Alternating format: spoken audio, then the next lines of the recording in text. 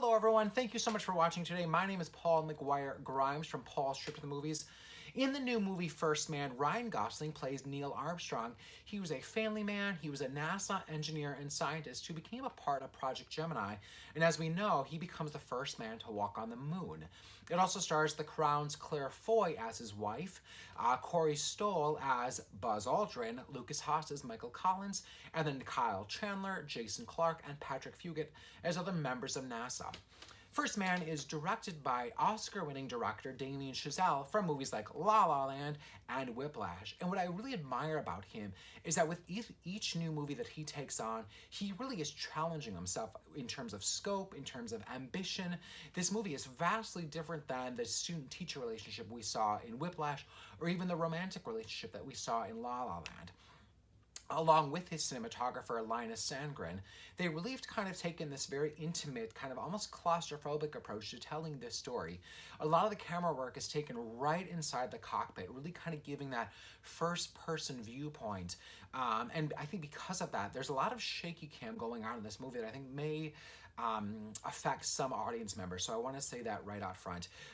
You can tell that Damian Chazelle is very much inspired by the masterpiece that is 2001: A Space Odyssey. He's always trying to kind of create all of these kind of visual images to kind of get stuck in our head.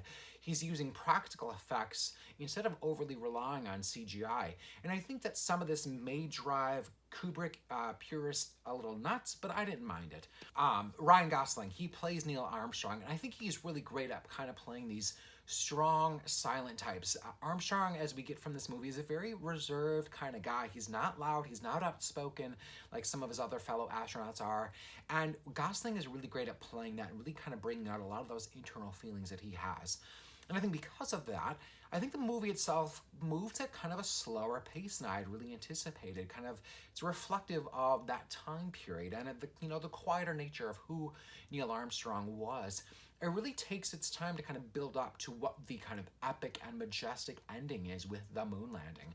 This simplicity is also brought out with Justin Hurwitz's score, kind of going from more elegant, simple piano to kind of really being a full orchestral sound at the end with the moon landing. Because of the ending, you will definitely want to see this one on an IMAX screen. If you're here in Minnesota, go see it at the IMAX at the Minnesota Zoo. A majority of the movie was shot on film, so most of the movie has that kind of really grainy look of the period. And then when we get to the moon landing with the IMAX footage, it's clear, it's pristine, it's ambitious, and you'll want to see it on such a big screen. Another thing I loved about this movie was the use of real audio and footage and commercials to really kind of bring out what was happening at that time period. Don't believe the fake news out there right now about this movie. You know, a lot of people are trying to say that this movie is anti-American, anti-patriotic, and that couldn't be further from the truth. We see the American flag used many times throughout this movie, and the whole ending is really punctuated with this speech from President Kennedy. So this movie is patriotic, it's very American, the American dream, and it talks about what we as Americans did to get to the moon. So I'm giving First Man 4 out of 5 ticket stubs. It is not to be missed while it's in theaters. It's why going to the movie theaters is so important, is to see these kind of really big, epic movies. So if you liked my review today of First Man, click subscribe on my YouTube channel. I would really appreciate it. And then follow me on Instagram and Twitter at Paul's Movie Trip.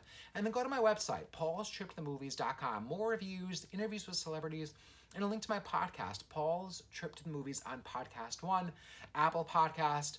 Our latest episode is all about all 4 versions of A Star is Born, so you definitely will want to listen to that. Thank you so much for watching today, my review of First Man. Thank you.